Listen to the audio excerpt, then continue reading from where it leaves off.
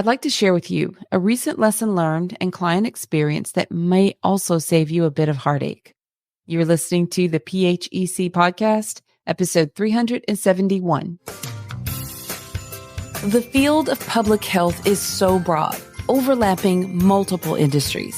With epidemiology at the core of public health, there are an unlimited number of ways to target specific populations, health conditions, environmental issues, and causes that matter most to you. My name is Dr. Huntley, and I'm the host here on the Public Health Epidemiology Conversations podcast. I'm an epidemiologist, consultant, and entrepreneur with over 20 years of experience in healthcare and public health.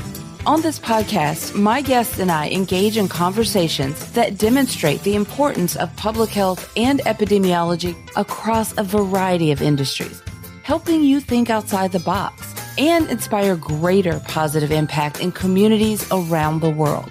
Now, let's dive into the topic of this brand new episode. Greetings, everyone, and thank you for joining me on this episode. On this episode, I'm going to share with you a brief story and a small reminder about, just something I think will be helpful. It doesn't matter where you are. I think that everyone can kind of benefit from this client story that I'll share with you. Now, whether this is your first time tuning in or you're a regular listener of the podcast, I'm really happy that you're here. I lead a public health and epidemiology consulting firm that supports large nonprofit organizations and government agencies that serve Black, Indigenous, and people of color, commonly referred to as BIPOC communities. We are often invited to support tribal organizations, and either way, whichever type of BIPOC organization or situation that we're invited to, we're always honored to serve. We help our clients communicate their data and health information in plain language to the communities that they serve. So this type of support builds trust and also strengthens relationships between the organizations and the individuals within the communities. So there are several examples of how we do this, but some of the more common ones are by creating comprehensive toolkits or fact sheets, custom reports, and community health profiles. We're also asked to lead data-driven workshops or facilitate those workshops. And this engages community leaders on specific disease or health-related topics that are most pressing within that community. If your organization serves BIPOC communities, or if there's genuine interest in building relationships with BIPOC communities, then please reach out to us at our website, DrCHHuntley.com. We'd be happy to meet with you and explore how we might be able to help support your organization. We'll provide the links in the show notes as well as the description for this episode. Now, the story I want to share with you is, I think, a reminder. It's a client situation we were in recently as a meeting. But I think it's a reminder that even though our intentions are genuine, we have to be careful to go rushing in. So we have a client. It's a government agency, and there are multiple divisions within this government agency, and it's all under the category of chronic disease. And they do specifically serve a BIPOC community. So primarily this particular situation and project we were looking at, they're serving the majority of their community is a BIPOC community. They were very excited about this intervention. So it starts with a project where it was really involving an engagement piece with the community to help get some information and build rapport and relationship.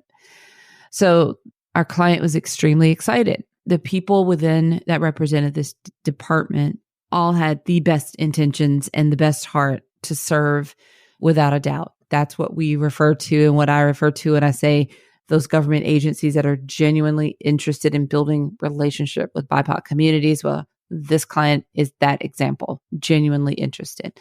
So as we were, getting set up and working through some of the questions in the questionnaire and the assessment piece and how we're going to engage, I really started to think about what we were attempting to do from the user perspective. I thought about the individuals in the community, and partially through my experience in some of this work, and really starting to have some doubts about how well our approach would be perceived by the individual community member that was on the receiving end of it. I think that my client had all the best intentions. They wanted to, and they had been waiting a long time for this opportunity. And they saw it as, okay, I think they were viewing this as, we finally get this client.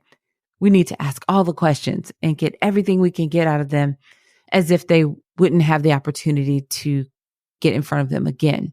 Again, I'm not knocking my client. I'm saying sometimes the best intentions can have us being a little ambitious. That's not really the right word here, but a little overwhelming to the client. So really thinking about the user experience. And I'm thinking about this as, the beginning of building the relationship, the early phase of building that relationship, and ongoing engagements that will, foster a relationship, a long-term relationship. And my client, because they had been waiting so long for this opportunity, was seeing it as a one hit, like we've got one chance to get in there and get it done and do it right. And I needed to address that before we really went any further. So I was able to have a conversation with the client and get them to see how this could be perceived as overwhelming the community, and help them to refocus on building relationship long term. And sometimes we need to be able to do that. We need to pause and think about what it is that we're looking to do or intending to do, and try to see it from multiple angles and perspectives so that we can make the best choice, the best decision at that moment. Sometimes we think we have to, there's that scarcity thought, like my client, it took us so long to get here. We're finally going to have the conversations and we need to get it all done. And maybe that's not the case. And we don't have to cover everything in one day. Just because it took a long time to get here doesn't mean that it will be the only shot or the only opportunity. Relationships aren't, solidified necessarily in just one day or one exchange or one event. That's a great reminder for someone. You might be listening and in the situation right now where you're thinking, oh, wait a minute, that she's describing us and maybe what we need to revisit, or maybe something you've been through before and maybe already made that mistake and you understand what I'm talking about and where I'm coming from. I think that we just need to be reminded of that very simple thing about building relationships, especially with communities, especially with BIPOC communities.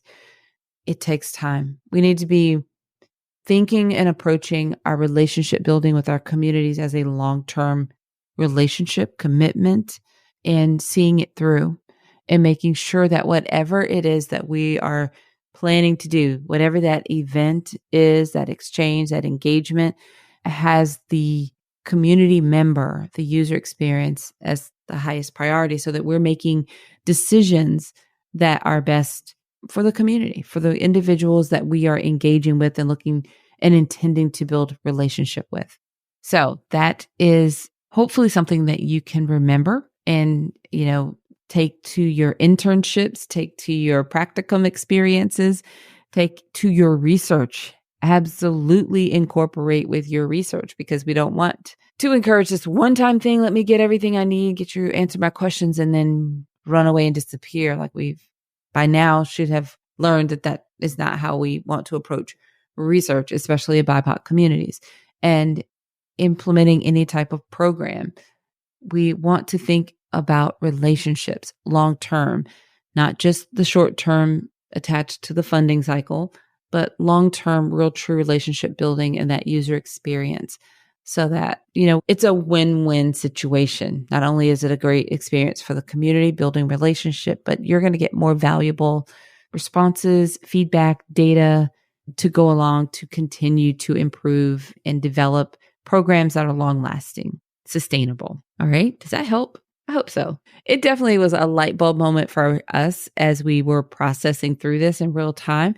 It was also one of those subtle things that could have easily been overlooked, but it's very important. And I think it was worth its own episode to share, because if one community has a much better experience as a result, then it was worth it, right?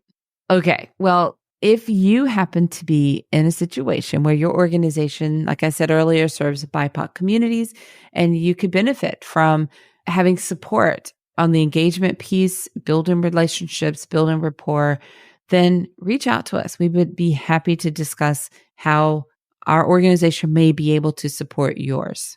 You can easily find links to connect with us in the description for this episode or on the show notes page for this episode. This is episode 371. So if you're at our website on the podcast tab, just navigate to episode 371 to find the show notes. But if you're on our website and you're thinking that, maybe we should have a chat with Dr. Huntley and her team and see just what we can do or what's possible, then click on the consulting tab and complete that short form. And my team will reach out to you, follow up with your message, and arrange a time for us to meet and discuss, the possibilities. All right, everyone. Until next time, have a fantastic rest of your day.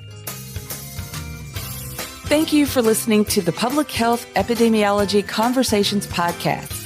Visit phecpodcast.com to find the show notes for each episode and to learn how to work with me.